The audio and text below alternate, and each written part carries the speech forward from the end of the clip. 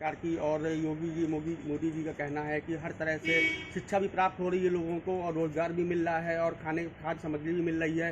Corona के समय भी लगातार उन्होंने खाद्य सामग्री पहुंचाई है और कहीं कहीं आपकी जो बातें उससे कुछ और नज़र आ रहा है, इस पर क्या सच्चाई है?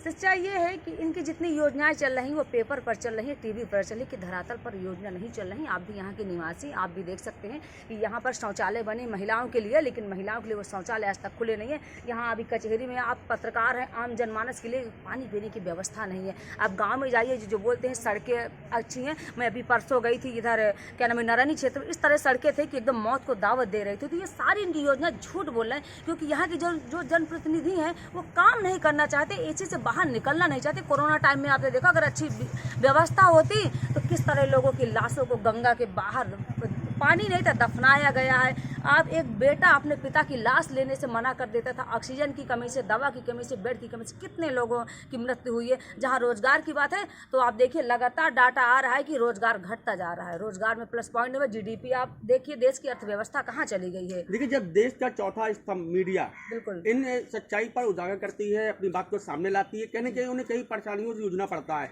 आप बड़े प्रदेशों की बात कर लीजिए, वहां पर अगर मीडिया चैनलों ने कवरेज दिखाया है तो उनके कार्यालयों में छापेमार कार्रवाई हुई है। छोटे स्तर में जो जिले हैं, कस्बे हैं, वहां पर भी कार्रवाई होती है।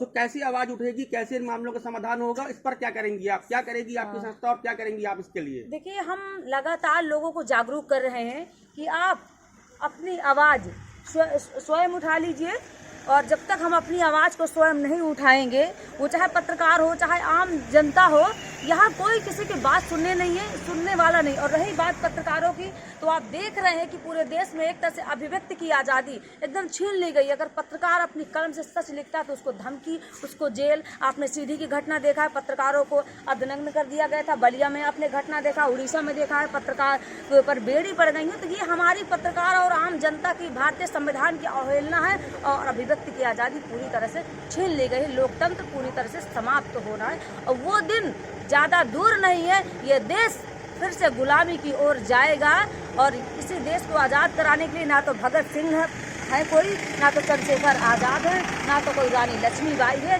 ये देश हमारा गुलामी की ओर। आपने कई आवाजें उठाई हैं, मीडिया के लिए कितनी आवाजें आपने उठाई हैं अभी तक? मैंने मीडिया के लिए आवाज़ उठाया है। अभी एक दिन हमने महामहिम राष्ट्रपति बांदा जिलाधिकारी महोदय के माध्यम से ज्ञापन दिया है। अभी एक दिन हमने जो है महामहिम राज्यपाल यहाँ मंडलायुक्त के माध्यम से हमने ज्ञापन दिया। और लगातार मैं मीडिया, आम जनमानस, पुरातत्व विभाग, जो भी भ्रष्टाचार हो रहा है, मैं उसके लिए हमेशा